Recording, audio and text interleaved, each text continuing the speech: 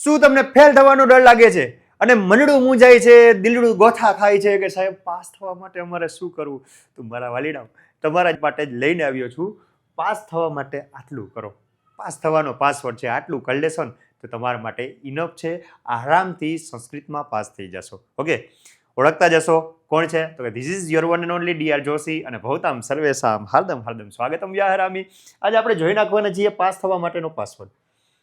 Pass થવું છે સંસ્કૃતમાં ધોરણ 10માં તો આટલું કરી નાખશો. ઓકે, મને ખબર છે ઘણા મારા જેવા વાલીડા હોય છે જેને ટેન્શન હોય છે હું પાસ થાય કે નહીં. હું એમાંથી જ આવું છું, બેક બેન્ચરમાંથી. તો તમારા માટે સ્પેશિયલ લેક્ચર છે, તો તમારે જોવાનું રહેશે. આટલું કરવાનું છે, એમાં જ સ્કીપ ન કરતા, બાકી સ્કીમ થઈ જશે. હો, તો આટલું તમે કરશો. તો જોઈએ છીએ શું છે ભાઈ, પાસ થવા માટે શું કરશું? તો કે પહેલા તો આટલી વસ્તુ કરશું. પાસ થવા માટેના પાસિંગ માર્ક્સ કેટલા હોય ખબર છોકરાઓ? પાસ થવાના જે પાસિંગ માર્ક્સ હોય છે ને એ હોય છે 26. કેટલા હોય છે? 26. તો 26 માર્ક તમારે મેળવવા પડશે પહેલા તો ગમે એમ કરીને સાહેબ. હવે આ 26 માર્ક મારે મેળવવા કેમ થાય ને કે સાહેબ 26 માર્ક મારે કઈ રીતે મેળવવા? તો એ મેળવવાનું તમને હું શીખડાવીશ આજે કે ભાઈ આજે 26 માર્ક છે ને આવી રીતે મેળવશું. પહેલા તમને છે ને કોમ્પ્રિહેન્શન પૂછે. હવે સાહેબ કોમ્પ્રિહેન્શન ને ગુજરાતીમાં આપણે શું કહીએ છીએ? ગદ્યાર્થ ગ્રહણ. એટલે કે ગદ્યાર્થ ગ્રહણ જો આ તમારે થઈ ગયું ને તો આ ટોટલ 8 માર્કનું હોય છે. કેટલા માર્કનું હોય છે? 8 માર્ક. તો 8 માર્ક તમારા અહીંથી જ વસૂલ છે. 8 માર્ક તમને ગદ્યાર્થ ગ્રહણ આપશે. એના પછી ચેપ્ટર નંબર 19 છે, એનું ભાષાંતર કરી નાખો. ચેપ્ટર નંબર 19 નું ટ્રાન્સલેશન. સુનિત નહીં પણ સાંડિલ્ય વાળું છે ને, સાંડિલ્યન પરિવ્રાજક સાવ સહેલો પાઠ છે, ઇઝી પાઠ છે ને આવડી જાય એવો પાઠ છે ને, આપણે આગળ જોઈએ જ છીએ. ઓકે, તો એના 4 માર્ક્સ આવશે. કેટલા માર્ક્સ? 4. નાટ્યના પ્રશ્નો હોય એનાય 4 માર્ક હોય. નાટ્યના શોર્ટ નોટ્સ હશે એનાય 4 માર્ક્સ છે. આ શું કરવાનું નહીં આગળ કહું જ છું. આ તો ટોટલ તમને કેટલા કરી લેશો ને તો તમે આરામથી એટલું તો થઈ જ જશે, પાસ થઈ જાવ ને એટલું. ઓકે, જોડકા જોડો, જોડકાઈ 4 માર્કના આવે છે. એના પછી શબ્દો સુધારીને લખો 3 માર્કમાં આવે છે. અર્થ વિસ્તાર 3 માર્કમાં આવે છે. સ્મ પ્રયોગ, ગ્રામરનો સૌથી સહેલો ટોપિક છે છોકરાઓ. સ્મ પ્રયોગ 1 માર્કનો છે પણ આરામથી આવડી જાય એવો. એનો તમે વિડીયો જોઈ નાખો ને આવડી જાય. એના પછી 4 શ્લોક આવે છે. 4 શ્લોક આવે છે, 2. 3 માંથી 2 લખવાના, એના 4 માર્ક હોય. અને વ્યાકરણ 16 માર્કનું છે. બધેમાં તમને ઓપ્શન આપ્યા છે. કદાચ જો ન કરે નારાયણ બધા ખોટા પડે, પણ કમસે કમ તમે આમાંથી 4 ટીક કરી આવો ને તોય સાચા પડી જાય. તો આ પાસ થવા માટે તમારો પહેલો નિયમ યાદ રાખજો. પાસ થવા માટેનો પહેલો નિયમ છે કે પેપર હોય ને તમારું પેપર, એ પેપર આખું લખવું. સૌથી પહેલો નિયમ આ સમજ્યા? પાસ થવા માટે છે ને પેપર આખું લખવાનું હોય છોકરા. જો આખું પેપર લખ્યું હોય ને તો તમે વિચારજો પાસ થાય, બાકી રહેવા દેજો. તો પહેલી વસ્તુ કે તમને ખબર છે કે આ પાઠ સાહેબે ભૂલથી મારા કાને નાખ્યો તો મેં સાંભળી લીધો હતો, તો તમારે એ પાઠમાંથી જે આવડે લખવાનું, પણ પૂરું લખવાનું. આખું પેપર લખવાનું, કાંઈ પણ બાકી મૂકીને ના આવતા. ભલે ના આવડે, જે આવડે લખો. કેમ કે લખ્યું હશે માર્ક દેશે, બાદ કોઈ નહીં દે. તો કાંઈક લખીને આવવાનું, કોરું નથી મૂકવાનું થતું, આખું પેપર લખવાનું થાય છે. ડન. અને ખાસ કરીને વ્યાકરણ વિભાગ, જેને આપણે કહીએ છીએ વિભાગ ડી. આ વિભાગ ડી છે ને છોકરાઓ, એ આખો એમસીક્યુ ટાઈપ છે, બરોબર? દરેકમાં 3 એમસીક્યુ, 3 તમને ઓપ્શન આપ્યા છે. 3 ઓપ્શનમાંથી એક તો ટીક કરી, એક તો લખી આવી શકો કે નહીં? કોરું ન મૂકતા, આવડે કે ના આવડે, 3 એમસીક્યુ છે. 3માંથી રામનું નામ લઈને લખી નાખો, કદાચ તો સાચું પડી જાય. 1 માર્ક કોના બાપાનો? આપણા બાપાનો. સમજો છો? તો 16 માર્કનો વિભાગ ડી છે, એ ખાસ કરી નાખો. તો આટલી વસ્તુ તમારે કરવાની રહી ને એમાંય શું કરવું ને એ તમે આપણે આગળ જોઈએ છીએ. તો તમારી સામે પહેલા મેં તમને કીધું કે ગદ્યાર્થ ગ્રહણ, જેને કહેવાય કોમ્પ્રિહેન્શન, પેરેગ્રાફમાંથી જવાબ લખવાનો હોય. સાવ સહેલો પ્રશ્ન હોય ને તો આ છે છોકરાઓ. જો તમારી સામે આવી રીતે માની લો કે આ એક પેરેગ્રાફ આપ્યો છે. ઓકે, હું પેન લાલ લઈ લઉં એટલે તમને દેખાય થોડીક. ઇન્ડિપેન લાલ. Okay, done. ચાલો તો જોઈએ છીએ આપણે. આ તમારી સામે આટલો પેરેગ્રાફ આપ્યો છે અને પેરેગ્રાફના 1, 2, 3 અને 4 પ્રશ્ન આપ્યા છે. આ 4 પ્રશ્નના જવાબ તમારે પેરેગ્રાફમાં ગોતીને લખવાનું થાય ને આ તમને આવડવા જ જોઈએ. જો અહીંયા શું છે? શ્રેષ્ઠી પુત્ર શક્તિકુમાર પુત્ર પ્રતિવસતિ સ્મ, પ્રતિવસતિ સ્મ, પ્રતિવસતિ સ્મ, પ્રતિવસતિ સ્મ. મેચ થઈ ગયું. તો આ થઈ ગયો તમારો પહેલો જવાબ. આટલું આવડી જાય. તો પહેલાનો જવાબ શું આવશે? આ. બીજામાં શું છે? કસ્મિન વર્ષે પ્રવિષ્ટ શક્તિકુમાર ચિંતામાપન્ન. તો તમે અહીં જોશો ને, તમે જો દેખાય સ્વકીયસ્ય જીવનસ્ય 22 વર્ષે પ્રવિષ્ટ તદા ચિંતામાપન્ન. મળી ગયું. બીજો જવાબ થઈ ગયો. કિમર્તમ દેશમ અભ્રમત. તો કે એટલો હે જ નહીં. આર્યું દેશાન અભ્રમત. દાર ગ્રહણાય વિવિધાન દેશાન અબ્રમત. મળી ગયું કે નહીં? ત્રીજો પ્રશ્ન થઈ ગયો. શક્તિકુમાર કીદૃશી ભાર્યામ પ્રાપ્તુમ એચ્છત. ભાઈ આ પ્રશ્ન થોડો સમજવો પડે ભાઈ એને કેવી પત્ની જોતી હતી તો કે ગુણવતી પત્ની જોતી હતી. તો કોક એવો પ્રશ્ન ટ્વિસ્ટેડ થઈ જાય, બાકીના તમારે 4 માર્ક આમાંથી રોકડા હોય. જો બીજું જો આ બે પાઠના છે. ગુરુ શિષ્યેણ સહ પુત્ર વર્તમાન આસિત. આર્યો ગંગા તીરે ગુરુ શિષ્યેણ સહ વર્તમાન આસિત. આટલો પહેલો જવાબ થઈ ગયો. બસ આ જ પ્રશ્ન તમારે પેરેગ્રાફમાં ગોતીને લખવાના છે. આવડી જાય કે નહીં?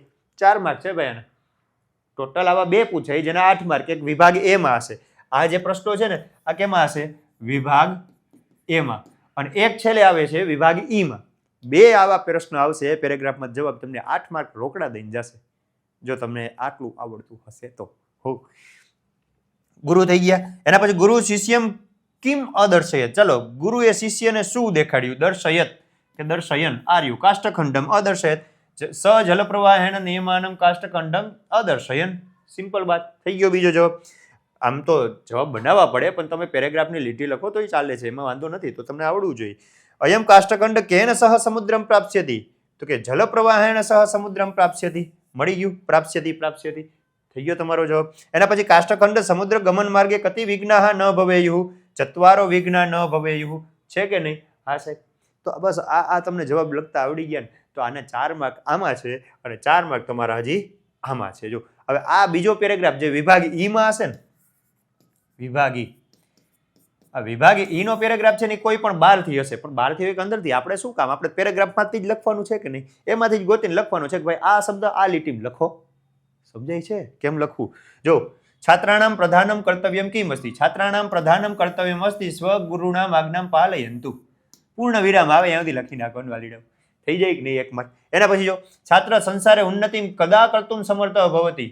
તો કે સમર્થ ભવતિ. સમર્થ ભવતિ ક્યાં ગયું? આર્યું ગુરુણામ આજ્ઞાયાહ પાલનેન ઉન્નતિમ કર્તુમ સમર્થ ભવતિ. આ બીજો થઈ ગયો. મળે જોવાનું શું છે? પ્રવૃત્તઃ કસ્મિન કાર્ય પ્રવૃત્તાઃ ભવન્તુ. કસ્મિન કાર્ય પ્રવૃત્તાઃ ભવન્તુ.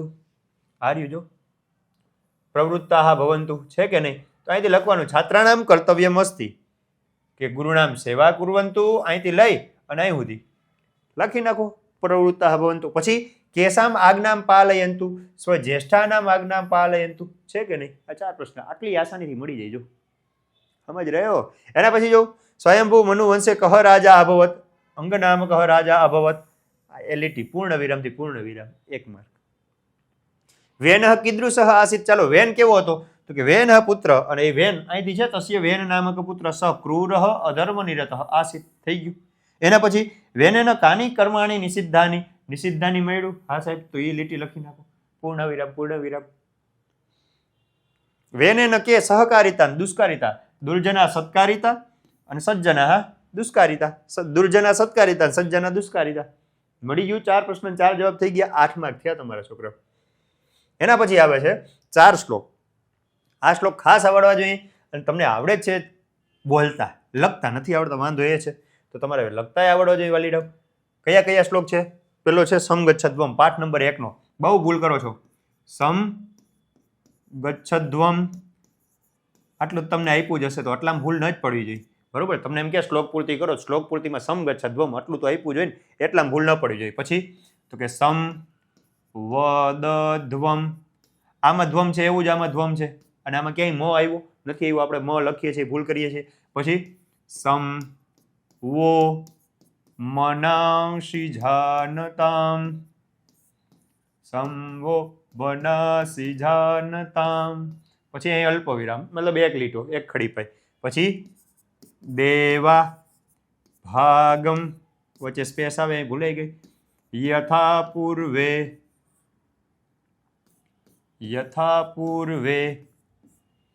સમ જા ના ઉપાસતે. કરી નાખજો આ શ્લોક ખાસ. મંત્ર સોરી. બરોબર? સમગચ્છદ્વમ સંવદદ્વમ સમવો મનાંસી જાનતામ દેવા ભાગમ યથા પૂર્વે સમજાના ના ઉપાસતે. આવડવો જોઈએ. આવડી જાય? હા સાહેબ આવડી જાય.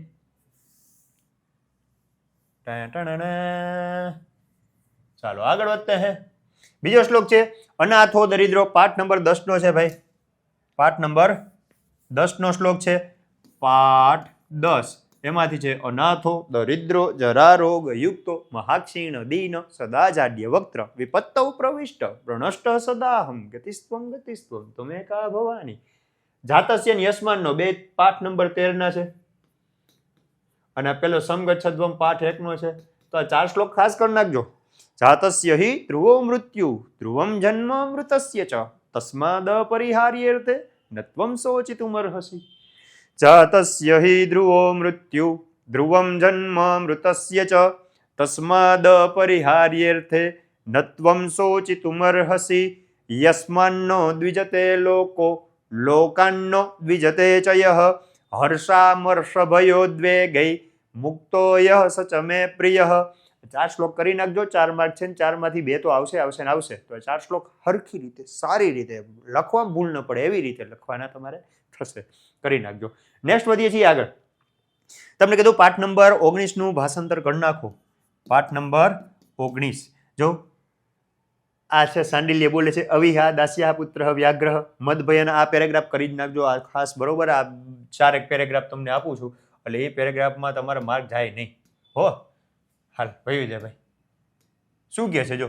અરે રે દાસીનો પુત્ર વાઘ મારા ડરથી મયુરનું રૂપ લઈને ભાગી રહ્યો છે. હિ ચંપો, કદમ, સપ્તપર્ણી, ચંદન, તગર, ખદીર, કદલી આ બધા વૃક્ષોથી આચ્છાદિત અને માલતી લતાના મંડપથી સુશોભિત સુખ આપનારું ખરેખર સુંદર મજાનું આ ઉદ્યાન છે. પરિવ્રાજક કે છે મૂર્ખ, ક્ષણે ક્ષણે નાશ પામતા શરીરમાં તને શું રમણીય લાગે છે? આવ વત્સ ભણ પહેલા. આ એક પેરેગ્રાફ થઈ ગયું. કરી નાખવાનું. હા હેલો પાઠ છે છોકરાઓ. આપણો વિડીયો જોયું તમે પ્લેલિસ્ટમાં જશો ને તો 20મો પાઠ 19મો પાઠ છે. 19મો પાઠનો વિડીયો જોઈ લો. સાવ સહેલું છે ને મજા આવી જશે. પરિવ્રાજક કે છે સાંડિલ્ય ન ભેતવ્યમ ન ભેતવ્યમ. ડરવાની જરૂર નથી, ડરવાની જરૂર નથી. મયુરઃ ખલુ એષ. આ ખરેખર મોર છે. સત્યમ મયુરઃ સાચે મોર છે. આ પછી લખવાનું આવી જ આ બાજુ પરિવ્રાજક પછી લખવાનું ડેશ કરીને સાંડિલ્ય ડરવાની જરૂર નથી, ડરવાની જરૂર નથી. આ ખરેખર મોર છે. સાંડિલ્ય સાચે જ મોર છે. સાંડિલ્ય એક લીટી રહી ગઈ જો. પરિવ્રાજક બોલીએ છે સત્યમ મયુર. હા ભાઈ સાચે જ મોર છે. તો સાંડિલ્ય કે જો મોર હોય તો હું મારી આંખ ખોલું. પરિવ્રાજક કે છે ભલે. પછી સાંડિલ્ય બોલે છે અરે રે દાસીનો પુત્ર વાઘ મારા ડરથી મોરનું રૂપ લઈને ભાગી રહ્યો છે. તો આ પેરેગ્રાફ સમજાણો. આ પેરેગ્રાફ કરી જ નાખજો. એના પછીના આ 2 પેરેગ્રાફ એ જ પાઠના. પહેલા હું પઠનનો અર્થ જાણવા માંગુ છું. પરિવ્રાજક ભણી લીધેલા પાઠ પણ સમય આવીએ એના અર્થ સમજાતા હોય છે. તો પહેલા તું ભણ. પરિવ્રાજક કે છે સાંડિલ્ય કે છે પઠને એને કેમ ભવિષ્યથી ભણવાથી શું થશે? તો પરિવ્રાજક કે છે હા ભણ ભણ્યા વગર વિદ્યા મળે નહીં અને વિદ્યા વગર માણસોને સુખ નક્કી જ છે મળતું નથી. તો ધર્મ અર્થ અને મોક્ષની પ્રાપ્તિ માટે વિદ્યાભ્યાસ કરવો જોઈએ. આ પેરેગ્રાફ અને 4 નંબરનો પેરેગ્રાફ. હા પરિવ્રાજક ભલે. પછી પ્રવેશે છે બીજા કાઉન્સમાં સાંડિલ્ય પ્રવેશે છે. તેના પછી સાંડિલ્ય પ્રવેશે. સાંડિલ્ય અરે અરે વાઘે મને પકડ્યો છે, વાઘના મોઢામાંથી મને છોડાવો, અનાથની જેમ મને ખાઈ જશે. અરે રે મારા ગળામાંથી લોહી પણ વહેવા માંડ્યું.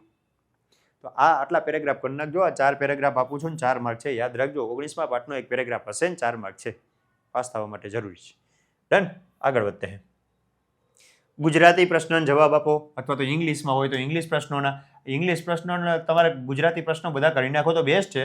પણ માની લો નથી કરવા તો નાટકમાંથી 4 પ્રશ્નો કરી નાખો. ઓકે 4 માર્ક ખાલી 4 નાટક છે. કયા કયા? પાઠ નંબર 4, પાઠ નંબર 8, પાઠ નંબર 19 અને પાઠ નંબર 14 અને 19 બરોબર. આ 4 પાઠના ગુજરાતી પ્રશ્નો કરી નાખો. 4 માર્ક તમારા હાથમાં છે. ઘટોત્કચ શકુની સલાહ શું આપે છે? ઘટોત્કચ શકુની સલાહ આપે છે તારા ઝુગટાના પાસા છોડીને યુદ્ધ કરવા માટે સજ્જ થઈ જાય. આવડી ગયું? તારા ઝુગટાના પાસા છોડી અને યુદ્ધ કરવા માટે સજ્જ થઈ જાય. આટલો પ્રશ્ન જવાબ. બીજું જો ઘટોત્કચ દુર્યોધનને રાક્ષસથી પણ વધારે ક્રૂર શા માટે કહે છે? દુર્યોધન એના ભાઈ પાંડવોને લાક્ષાગૃહમાં સળગાવવાનો પ્રયાસ કર્યો હતો એટલા માટે દુર્યોધનને રાક્ષસ કરતા પણ ક્રૂર કહે છે. શું કર્યું હતું? એના ભાઈઓને લાક્ષાગૃહમાં સળગાવવાનો પ્રયાસ કર્યો હતો. સમજાય છે? આટલી જ વાત છે. અભિમન્યુના મૃત્યુ પછી અર્જુને કરેલો વિલાપ. અભિમન્યુના મૃત્યુ પછી અર્જુન વિલાપ કરતા કહે છે કે હાય પુત્ર અભિમન્યુ, હે કુરુકુળના દીપક, હે યદુકુળના અંશ, તું મને તારા માતાને અને મામાને છોડીને દાદાજીને જોવા સ્વર્ગે સીધાવ્યો, અમને 3ને છોડીને દાદાજી જોવા સ્વર્ગે ચાલ્યો ગયો. આટલી જ વાત છે. આવડી જાય કે નહીં? એના પછીનું જો ચાણક્યના મત અનુસાર નંદના અને ચંદ્રગુપ્ત રાજ્યમાં શું ફેર હતો? તો કે નંદ છે ને નંદ એને ધન પ્રિય હતું અને ચંદ્રગુપ્ત છે ને એના પ્રજાના કલ્યાણમાં રસ હતો. કેમાં હતો? કલ્યાણમાં. ડન. અને ધન પ્રિય હતું અને પ્રજાનું કલ્યાણ પ્રિય હતું, આટલો ફેર હતો. એના પછી જો ચાણક્ય ચંદનદાસને પહેલો વિરોધી શું કામ ગણાવે છે? કેમ કે ચંદનદાસે અમાત્ય રાક્ષસનો પરિવાર, કોનો પરિવાર? ચાણક્યએ ચંદનદાસે અમાત્ય રાક્ષસના પરિવારને પોતાના ઘરે છુપાવીને રાખ્યો હતો. આટલી જ વાત છે. ચંદનદાસે અમાત્ય રાક્ષસના પરિવારને પોતાના ઘરે છુપાવીને રાખ્યો હતો, એટલા માટે એને પેલો વિરોધી ગણાવે છે. સમજ રહ્યો? એના પછીનો પ્રશ્ન જો, ચાણક્ય ચંદનદાસને કઈ રીતે ભય બતાવે છે? ચાણક્ય ચંદનદાસને ભય બતાવતા કહે છે કે શેઠ, અમારા રાજા ચંદ્રગુપ્ત તમને માફ નહીં કરે, એ ખૂબ ઉગ્રદંડ આપનારા છે, તો બીજાના પરિવાર કરતા તમે તમારા પરિવારની ચિંતા કરો. વન્સ મોર, હે શેઠ ચંદનદાસ, અમારા રાજા ચંદ્રગુપ્ત ખૂબ ઉગ્રદંડ આપનારા છે અને એ તમારી ભૂલને માફ કરશે નહીં, તો બીજાના પરિવાર કરતા તમારે તમારા પરિવારની રક્ષણની ચિંતા કરવી જોઈએ. આમ કહીને ભય બતાવે છે. ડન. એના પછી રાક્ષસના પરિવારની સોંપણી અંગે ચંદનદાસ શું ઉત્તર આપે છે? ચંદનદાસ ઉત્તર આપે છે કે શ્રીમાન, જો મારા ઘરે હોય તો પણ ના સોંપું, નથી તો ક્યાંથી સોંપું? મારા ઘરે હોય ને તોય ના સોંપું, તો નથી તો ક્યાંથી સોંપું? આ ઇઝી પ્રશ્નો છે યાર. એના પછી 19મા પાઠના એક બે ચાર પ્રશ્ન બાકી રહી ગયા. એક સાંડિલ્ય છે, સાંડિલ્ય એ ઉદ્યાનમાં પ્રવેશતા ભય અનુભવે છે. ઉદ્યાનમાં પ્રવેશતા શા માટે ભય અનુભવે છે ભાઈ? કયો જોઈ? તો કે એક સિમ્પલ વાત છે, એના પુરાણોને જાણનારા મમ્મી, કેવા મમ્મી હતા? પુરાણોને જાણનારા. તો એ પુરાણોને જાણનારા માતા પાસેથી સાંભળ્યું હતું કે અશોક વૃક્ષની પાંદડાની પાછળ છુપાયેલો વાઘ રહે છે. અશોક વૃક્ષ બગીચો હતો, બગીચામાં અશોક વૃક્ષ હતા, એમાં પાંદડામાં પાછળ છુપાયેલો એક વાઘ હતો. આવું કોની પાસે સાંભળ્યું હતું? મમ્મી પાસેથી. કેવા મમ્મી? તો પુરાણોને જાણનાર. સાંડિલ્યએ એના પુરાણોને જાણનારા માતા પાસેથી સાંભળ્યું હતું કે અશોક વૃક્ષની પાછળ છુપાયેલો વાઘ રહે છે, એટલા માટે ઉદ્યાનમાં પ્રવેશતા ભય અનુભવે છે. સમજાણું? સમજાય જઈને. એના પછી પઠનનો અર્થ કોણ અને ક્યારે સમજી શકે છે? પઠનનો અર્થ કોણ અને ક્યારે સમજી શકે? તો કે જે લોકો ભણી ગયા હોય એ સમય આવ્યે ત્યારે અર્થ સમજી શકે છે. કોણ? જે લોકો ભણી ગયા હોય એ ક્યારે? સમય આવ્યે ત્યારે શું સમજી શકે? પઠનનો અર્થ. સમજાઈ ગયું? સમજાઈ ગયું. તો ભાઈ આટલા પ્રશ્ન ખાસ કરી નાખજો. ઓકે, આ પ્રશ્નમાંથી એક તો હશે, મજા આવી જાય. તો 4 માર્ક તમારા આમાંથી છે. જો એના પછી વધી આગળ ટૂંક નોંધ. ટૂંક નોંધ આ કરીને નાખજો ભાઈ. ટૂંક નોંધ નહીં, 4 માર્ક હોય છે ને, 4 છે એ મોસ્ટ આઈએમપી આપું છું તમને. સમજો છો? 4 મોસ્ટ આઈએમપી ટૂંક નોંધ છે. શ્રી કૃષ્ણનો સંદેશ, સાક્ષીભૂત મનુષ્ય, સેબી અને અમાત્ય રાક્ષસ, આ બધી ટૂંક નોંધ આપણી પાસે ઓલરેડી છે. તમારે કદાચ એવું હોય કે સાહેબ જોઈ છે તો આપણા નંબર આવા કંઈક હશે 90 81 78 0 77 0. તો આ નંબર ઉપર તમે મેસેજ કરી દો કે સાહેબ પીડીએફ સેન્ડી દો, શીખી દઈશ. ઓકે, તો 90 81 78 0 77 0 ઉપર તમને હું આપી બધું મટીરિયલ આપી, એમાં તમારે ગોતવાનું રહે, થોડીક મહેનત કરવી પડશે, પણ આ ખાસ કરી નાખજો. શ્રી કૃષ્ણનો સંદેશ શું હતો? તો કે પહેલા લખવાનું કે ભાઈ કૃષ્ણનો સંદેશ શું કામ મોકલો? તો કે અર્જુનના પુત્ર અભિમન્યુનું મૃત્યુ થતા અર્જુન વિલાપ કરે છે, એને જોઈ અને કૃષ્ણ ભગવાનને એમ થાય છે કે આ યુદ્ધને રોકવા માટે છેલ્લો પ્રયાસ કરીએ તો પોતાનો દૂત બનાવી એ ઘટોત્કચને મોકલે છે અને ઘટોત્કચ રાજસભામાં આવી સૌને પ્રણામ કરે છે. થોડીક ઉગ્ર ચર્ચા બાદ લાસ્ટમાં અંતે કૃષ્ણ ભગવાનનો અંતિમ સંદેશ સંભળાવતા કહે છે કે હે રાજાઓ, સાંભળી લ્યો કૃષ્ણ ભગવાનનો અંતિમ સંદેશ, અને કહે છે કે ધર્મનું પાલન કરજો, સ્વજનોની ચિંતા કરજો, અને મનમાં કંઈ હોય ઈચ્છા તો અહીંયા જ પૂરી કરી લેજો. મનમાં ન રહી જાય યાર, એમ કે એ નહીં. ધર્મનું પાલન કરજો, સ્વજનોની ચિંતા કરજો, અને મનમાં કાંઈ ઈચ્છા હોય અહીંયા પૂરી કરી લેજો. કાલે સવારે સૂર્યના કિરણો સાથે પાંડવના રૂપમાં, અર્જુનના રૂપમાં ખુદ યમરાજ તમારી સામે ઉપસ્થિત થશે. 3 વસ્તુ કીધી: ધર્મનું પાલન કરજો, સ્વજનોની ચિંતા કરજો, અને મનમાં કઈ ઈચ્છા હોય તો પૂરી કરી લેજો. કાલ સવારે પાંડવના રૂપે યમરાજ તમારી સામે ઉપસ્થિત થશે. આટલો મેન સંદેશ છે. ઓકે, એના પછી જો સાક્ષીભૂત મનુષ્યના 3 ફરજ તમને બધાને ખબર છે કે ભાઈ 8મો પાઠ ભણ્યા છો. માણસની 3 ફરજ શું હતી? પહેલી હતી દુઃખની અનુભૂતિ. દુઃખની અનુભૂતિ એટલે કે દુઃખ અનુભવવું, એમ લખો તોય ચાલે ભાઈ. દુઃખની અનુભૂતિ એટલે શું? તો કોઈ પણ માણસ દુર્ઘટનાથી પીડાતો હોય તો એને જઈને દુઃખ થવું જોઈએ. જો તમને દુઃખ નથી થતું તો તમે માણસ નથી, પથ્થર જેવા છો. કેમ કે પથ્થર કોઈ દી કોઈનું દુઃખ અનુભવે નહીં. તો માણસનું પહેલું કર્તવ્ય છે દુઃખની અનુભૂતિ. માણસનું બીજું કર્તવ્ય છે કર્તવ્ય નિર્વાહ અથવા તો કર્તવ્ય પાલન. બરોબર? જેમાં શું હોય તો કે એ માણસને તરત જ હોસ્પિટલ લઈ જાવો, એનાથી ટ્રીટમેન્ટ ચાલુ થઈ જાય, એના જ્યાં જઈને જરૂર હોય તો પોતાનું લોહી પણ એને આપવું, અને ત્યારબાદ એને ઘરે જાણ કરવી. આ 3 કર્તવ્ય નિર્વાહ. એના પછી ત્રીજું કર્તવ્ય શું હતું? બોધ પ્રાપ્તિ. ભાઈ કોઈ પણ જગ્યાએ એક્સિડન્ટ થાય તો એક્સિડન્ટમાં કોઈને કોઈ માણસની ભૂલ હોય કે નહીં હોય, તો એ ભૂલને જાણવી અને એવી ભૂલ હું કોઈ દી નહીં કરું, આવો બોધ, આવી શીખ એમાંથી મેળવવી. આ 3 માણસના કર્તવ્ય થયા. એક દુઃખની અનુભૂતિ, બીજું કર્તવ્ય નિર્વાહ, અને ત્રીજું બોધ પ્રાપ્તિ.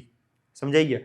તો આના વિશે થોડુંક ડિટેલમાં લખવાનું હોય, આટલું ન લખતા જો મને આ તમે ખાલી 3 લખીને આવતા રહ્યા હાલો આટલું તો આવડી ગયું તો નહીં ચાલે, થોડુંક લોંગ લખવાનું. પેલા લખવું હોય દુઃખની અનુભૂતિ, તો જો તમને પૂછવાનું સાક્ષીભૂત માણસની ફરજો જણાવો, લખવાનું સાક્ષીભૂત માણસની 3 ફરજો છે, જેમાં પ્રથમ ફરજ છે દુઃખની અનુભૂતિ. એમાં શું આવે તો કે દુર્ઘટનાથી પીડાતા માણસને જોઈને માણસે દુઃખનો અનુભવ કરવો જોઈએ. જો માણસ દુઃખ અનુભવતો નથી તો એને માણસ કહેવાય નહીં, એ પથ્થર સમાન છે, કેમ કે પથ્થર ક્યારેય કોઈનું દુઃખ અનુભવતો નથી. સમજાય છે? એના પછી લખવાનું માણસનું બીજું કર્તવ્ય છે કર્તવ્યનો નિર્વાહ.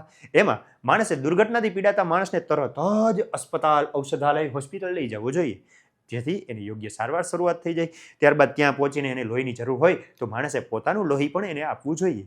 ત્યારબાદ એના ઘરે જાણ કરવી જોઈએ, જેનાથી એનો પરિવાર ત્યાં આવે અને એની વિશેષ મદદ થઈ શકે. તો અંદર ડિટેલમાં લખવાનું થોડુંક, જેનાથી ટૂંક નોંધ લાગે થોડીક તો તમને માર્ક આવે. બોધ પ્રાપ્તિ. દુર્ઘટના, જ્યાં પણ દુર્ઘટના ઘટે ત્યાં કોઈ માણસની ભૂલ હોય છે, ભૂલને જાણવી જોઈએ ને એવી ભૂલ જીવનમાં ક્યારેય નહીં કરવું, આવો બોધ, આવી શીખ પણ એમાંથી લેવી જોઈએ. આ માણસના 3 કર્તવ્યો છે, તમને સમજાઈ ગયા છે? સમજાઈ ગયા? ડન. એના પછી સીબી રાજા. સીબી રાજાનો પાઠ નંબર 14માં છેલ્લે સીબી રાજાની વાત આવે છે કે ભાઈ એ ચંદ્રવંશી રાજા હતો. જો આ શોર્ટ નોટ છે ને એમાં પહેલી શરૂઆત વ્યવસ્થિત હોવી જોઈએ, બરોબર? સીબી વિશે પૂછાણું તમારે લખવાનું કેવા હતા? ચંદ્રવંશી રાજા હતા, અને સાથે એક રાજા હતા યયાતિ, આ યયાતિના પૌત્ર હતા, બરોબર? હવે સીબી રાજા એટલા બહુ ઉદાર હતા કે એમની વાત સ્વર્ગલોકમાં થતી. સ્વર્ગના રાજા ઇન્દ્રને એમ થયું હાલનાની પરીક્ષા લઈ, તો એ પરીક્ષા લેવા માટે જમીન ઉપર આવે છે. ઇન્દ્ર અગ્નિ બાજ અને હોલો બની અને આવે છે, અને હોલાના રક્ષણ માટે આ સીબી રાજા પોતાના શરીરના ટુકડા કરી અને એને ખવડાવવા માંડે છે બાજને. આની મસ્ત મજાની સ્ટોરી છે, તો એ તમે લખી શકો. અને અમાત્ય રાક્ષસ પાઠ નંબર 14માંથી. અમાત્ય રાક્ષસ એ નંદનો વફાદાર મંત્રી હતો, જે ખૂબ પ્રજાવત્સલ હતો અને એટલો વિદ્વાન અને એટલો હોશિયાર માણસ હતો કે ચાણક્ય એને પોતાની સાથે મેળવવા માંગતો હતો. તો એના માટે ચાણક્ય ઘણા બધા ગુપ્તચરો લગાડે છે, ચંદનદાસને બોલાવે છે અને અંતે અમાત્ય રાક્ષસને મેળવે છે અને પોતાની સાથે ભેળવી લે છે, બરોબર? તો આવો અમાત્ય રાક્ષસ, આ 4 ટૂંકનો ખાસ કરી નાખજો, તમારા માટે જ છે. એના પછી આવો એક પ્રશ્ન આવે છોકરાઓ, આ પ્રશ્ન સમજી ગયા તો હાવ હેલો છે. શું કરવાનું ખબર? જો આ પ્રોપર નિયમ નથી, આ તુક્કો છે અને તુક્કો લાગી જાય એ પાકું છે. જો અહીંયા તમને દેખાય છે વિચાર પ્રથમ, શું લખ્યું છે? વિચાર પ્રથમ, આવી રીતે લખ્યું છે. હવે તમને જે શબ્દ નીચે લીટો છે ને છોકરાઓ, એ લીટાવાળા જ શબ્દને ઉપાડવાનો. માની લો કે આ તમને શબ્દ આપ્યો મેં ઝૂમ કરીને લખી નાખ્યો વિચાર પ્રથમ, શબ્દ નીચે લીટો છે, હા, આમાં છેલ્લો અક્ષર તમને દેખાય છે, એની માથે મીંડું છે, હા, તો મીંડાને કાઢીને મ કરી નાખો. શું કરી નાખો? મ. જો વિચાર પથ. હવે તો કે આ સાહેબ માથે મીંડું છે, આ મીંડું છે ને, આ મીંડું એનો અડધો આમ મ આવડે, આટલું કરતા આવડે, મીંડાને કાઢીને મ, 1 માર્ક આવી ગયો. હવે અહીંયા જો અચિંતયત, અહીંયા છેલ્લા અક્ષર ઉપર મીંડું નથી સાહેબ, તો હમણાં બાકી રાખો. અહમ, અહીંયા અહમ નીચે લીટો છે, જો આમ લખ્યું છે અહમ. હવે અહીંયા છેલ્લે જો શું આપ્યું છે? અડધો મ આપ્યો છે. અહીંયા મીંડું હતું શું કર્યું? મ. અહીંયા શું છે? મ હોય તો શું કરવાનું? મીંડું કરી નાખો. મતલબ કે હ અને હ ની માથે મીંડું કરી નાખો, અહમ. મતલબ આ શબ્દને આમ સુધારવાનો, આ શબ્દને આમ સુધારવાનો. 2 માર્ક થઈ ગયા, 2 માર્ક થઈ ગયા હો છોકરાઓ. ચલો, આમાં કઈ ભૂલ નથી, એ ભૂલથી લીટી થઈ ગઈ. હવે અચિંતયત, હવે આ અક્ષર છે ને, જો આ નિયમ ખોટોય પડી શકે, કેમ કે પંડિત, ગંગા, ચંચલ આવા થોડાક શબ્દો આવશે જેમાં ગોટે ચડી જાવ, પણ ન ચડો તો આટલું યાદ રાખવાનું. આને બોલો અચિંત, ચિંત, ચિંત, તો ન બોલાય કે નહીં? તો બસ જ્યાં ન બોલાય ને ન લખી નાખો અચિંતયત. જો તમારા માટે છો, બધા માટે નથી. એટલે હવે ટોપરિયાઓ હોય કે બીજા કોઈ, ધ્યાન રાખજો, તમારા માટે નથી. આ જેને તુક્કા લગાડવાની વાત છે એના માટે છે, અને તુક્કો લાગી જશે. 2 માર્ક તો કન્ફર્મ છે, 3જા માર્ક તમારા હાથમાં છે. 4 ખાલી જગ્યા છે, 4 માંથી આપણે ગમે એમ 3 સાચી પાડવાની. મ છે મીંડું કરો, મીંડું છે મ કરો, વાત પૂરી. 2 માર્ક થઈ ગયા, સમજાય છે? એના પછી જો ઇન્દ્રિયાણી, અહીંયા બોલીએ ખબર પડી જાય. ઇન્દ્રિયાણી શબ્દ આપ્યો છે સાહેબ, ઇન ન બોલાય તો ઇન્દ્રી, આમ લખતા આવડી જાય. બાકી તો એનું એ છે ઇન્દ્રિયાણી. પછી સાહેબ ચરમમ, અહીંયા જો મીંડા, અહીંયા મ અડધો છેલ્લે દેખાય, અહીંયા મ અડધો છે, હા, તો એને કાઢીને મીંડું કરી નાખો, ચરમમ. આ મ છે તો 1 મન કાઢીને મીંડું કરી નાખ્યું, થઈ ગયું કે નહીં? હા સાહેબ. આ રંભે, આ રંભે, મ બોલાનો સાહેબ, તો આ રંભે લખી નાખ્યું. એમાં પછી સ્વેદ સલીલમ, આ સલીલમ માં થાય મીંડું છે, મીંડું છે, મીંડાને શું કરી નાખવાનું? મ. સ્વેદ સલીલમ. સમજો છો? આ તમારા પેપરમાં છેલ્લેથી બીજો પ્રશ્ન હશે, છેલ્લો પ્રશ્ન હશે. અર્થ વિસ્તાર ને અર્થ વિસ્તારની ઉપરનો પ્રશ્ન હશે. આ 3 માર્ક રોકડા છે, જો સમજાઈ ગયા ને તો. લીટીવાળો શબ્દ પકડો, લીટીવાળો. હવે આ લીટીવાળા શબ્દમાં છેલ્લો અક્ષર, જો છેલ્લા અક્ષર ઉપર મીંડું છે તો મીંડાને કાઢી નાખો, મ મૂકી દો. મ છે તો મને કાઢી નાખો, મીંડું કરી નાખો. મીંડાનો મ, મનું મીંડું, મીંડનમાં મનું મીંડું, મીંડું મીંડું મીંડું મીંડું થઈ ગયું, ઉડી ગયું. જો તો પછી હું જોઈ આ સંકયા, આ સાહેબ મને ખબર નહીં પડે, રહેવા દો. પૌરાણમ, જો અહીંયા મ અડધો આપ્યો છે તો પૌરાણા, મને હાવ કાઢી જ નાખવાનો, એનું શું કરી નાખવાનું, મીંડું. અહીંયા મ આપ્યો છે ગૃહજનમ, અહીંયા ન મ આપ્યો છે તો ન મ કાઢી નાખો, ગૃહજન અને મીંડું કાઢી નાખો, આવડી ગયું. દેશાંતરમ, અહીંયા નહીં થાય પણ અહીંયા ધ્યાન રાખવાનું, દેશાંતરમ. શું કામ નહીં થાય સાહેબ, તો કે મીંડાનો નિયમ છે છોકરાઓ, આ મ અડધો ક્યારે આવે ખબર, પછી સ્વર આવતો હોય કે કાંઈ ના આવતું હોય ને તો જ આવે, બાકી મ ના આવે. પણ આપણે આટલું ઈઝી પડશે કે મનું મીંડું, મીંડાનો મ, અને બાકી ઓલો ત્રીજો શબ્દ હોય ને બોલો ગંગા, તો પાછા આંગ બોલાય તો અંગ લખી નાખવાનું, સમજાય છે. તો આ 3 માર્ક આમાંથી છે. અને આ તમારે ડિટેલમાં સમજવું છે તો હાવ ઇઝી છે, અઘરું નથી, પણ ડિટેલમાં સમજવું છે તો એ આપણી તમે વ્યાકરણની પ્લેલિસ્ટમાં જશો ને છોકરાઓ તો એમાં તમને આપ્યું હશે ગદ્યખંડ સુધારો કરીને, બરોબર. સાવ ઇઝી ટોપિક છે, તમારે સમજવું સમજી શકો ને, બાકી આટલું સમજાઈ ગયું તો ઇનફ છે, પાસ તો આપણે થવું ને, બરોબર. તો આ 3 માર્ક થઈ ગયા. આ શ્લોકના અર્થ વિસ્તાર કરી નાખો. પાઠ નંબર 7ના સ્વાધ્યાયમાં આપેલા 2 શ્લોક અહીંયા ભલે ગમે એ લખ્યા હોય, આ તો છે જ, ચતુર્વિધાય કરી નાખો તો બેસ્ટ છે, પણ પાઠ નંબર 7 અને પાઠ નંબર 20 આ બેયના સ્વાધ્યાયમાં જે અર્થ વિસ્તાર આપ્યા છે ને છોકરાઓ, સ્વાધ્યાયમાં અર્થ વિસ્તાર એ કરી નાખવાના. ઓકે, અને તમને એ ખબર હોય છે કે સાહેબ અર્થ વિસ્તાર લખવા કે, જેમ કે તમારી સામે પહેલો શ્લોક છે સેવિતવ્યો મહાવૃક્ષ, તો પહેલા એનો અનુવાદ લખવાનો. અનુવાદ એટલે શું, તો કે ભાષાંતર. ભાષાંતર લખવાનું કે ભાઈ ફળ અને છાયાવાળા વિશાળ વૃક્ષનું સેવન કરવું જોઈએ, ભાગ્ય જોગે જો ફળ ના આપે તો છાયાને કોણ અટકાવી શકે. અનુવાદ થઈ ગયો. અનુવાદ પછી આવશે અર્થ વિસ્તાર. અર્થ વિસ્તાર 2 લીટી મૂકીને અર્થ વિસ્તાર કરવાનું, ડાયરેક્ટ જીકે નહીં જવાનું. અનુવાદ લખો, અનુવાદની નીચેથી લખો ફળ અને છાયાવાળા 2-3 લીટી પૂરી, 2 લીટી મૂકીને લખો અર્થ વિસ્તાર, 1 લીટી મૂકીને લખો કે આ પ્રસ્તુત પંક્તિમાં વૃક્ષની વાત કરવામાં આવી છે કે વૃક્ષ છે એ ફળ અને છાયા બંને આપે છે, તો આપણે એવું જ વૃક્ષ વાવવું જોઈએ જે બંને આપે. જો ભાગ્ય જોગે ભવિષ્યમાં એમાં ફળ ન આપે તો છાયા તો આપશે જ.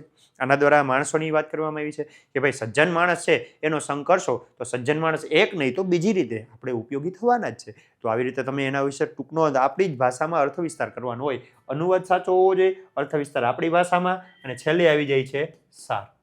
બરોબર, આના 3 માર્ક હશે અને પાકું છે આ 4માંથી 1 શ્લોક તો હશે જ. તો તમે આ 4 શ્લોક નહીં કરી નાખો, કરી નાખજે, પાસ થવાનો સવાલ છે.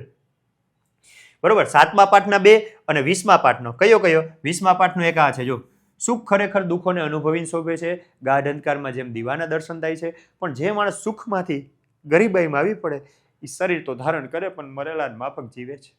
સમજાણું? સુખ છે ને, સુખ એ સારું ક્યારે લાગે, જ્યારે દુઃખનો અનુભવ કર્યો હોય ત્યારે. પહેલા દુઃખી હતો અને અત્યારે સુખી થયો તો એ સારું લાગે છે. પણ હું અત્યારે સુખી છું અને પછી દુઃખીમાં આવી પડ્યો કે દુઃખી થઈ ગયો, ગરીબ થઈ ગયો, તો આ શરીર તો ધારણ કરી પણ હાવ મરેલની જેમ જીવું ને ભાઈ. તો આ એનો અનુવાદ થયો, એનો અર્થ વિસ્તાર. આ જ વાતને લંબાવીને લખો અને છેલ્લે સાર લખી નાખો. આ બધાનું મટીરિયલ આપણે મળી જશે. આગળ નંબર આપ્યા છે 91 78 0 77 0. અને આ શિક્ષા ક્ષયમ ગચ્છતિ, સમય વીતતા શિક્ષા નાશ પામે છે, મજબૂત મૂળિયાવાળા વૃક્ષો પડી જાય છે, સરોવરમાં રહેલું પાણી સુકાઈ જાય છે, પણ યજ્ઞમાં કરેલો હોમ અને આપેલું દાન, આ 2 વસ્તુ એમની એમ જ રહે છે. 3 વસ્તુનો નાશ થાય છે, 2 વસ્તુ એમની એમ રહે છે. કેનો નાશ થાય છે, તો કે આ શિક્ષા, સમય વીતતા શિક્ષા, કેળવણીનો નાશ થશે. મજબૂત મૂળિયાવાળા, ગમે એટલે મૂળિયાવાળા વૃક્ષો ન હોય, મજબૂત મૂળિયું હોય પણ એક સમય એ પડી જશે. સરોવર ભલે પાણીને ભર્યું હોય પણ એક સમય એ સુકાઈ જશે. આ 3નો નાશ થાય છે. પણ એક યજ્ઞમાં હવનમાં જે તમે હોમ કર્યો છે ને, સ્વાહા, એને હોમ કહેવાય. બરોબર, તો એ એમનો એમ રહે, અને કોઈને તમે દાન આપ્યું હોય ને, 2 વસ્તુ એમની એમ રહે છે. તો આ 4 શ્લોક ખાસ કરી નાખજો અર્થ વિસ્તાર માટે. ડન? તો આઈ થિંક તમને આ બધું સમજાણું હશે, અને જો આટલું કરશો તો આરામથી પાસ થઈ જશો. અને વ્યાકરણ વિભાગનું મેં તમને કીધું જ છે કે ભાઈ વ્યાકરણ વિભાગમાં 3 તમને ઓપ્શન છે, એક ઓપ્શન લખીને જ આવવો. 3 નથી લખવાના, એક લખીને આવજો. 16માંથી ભગવાન કરે 6 તો સાચા પડશે. આપણે જોઈએ કેટલા 26 જોઈએ, પાસ થઈ જશું. Okay, all the best. મળતે હૈ નેક્स्ट एपिसोड में. Thank you. जय हिंद, जय भारत.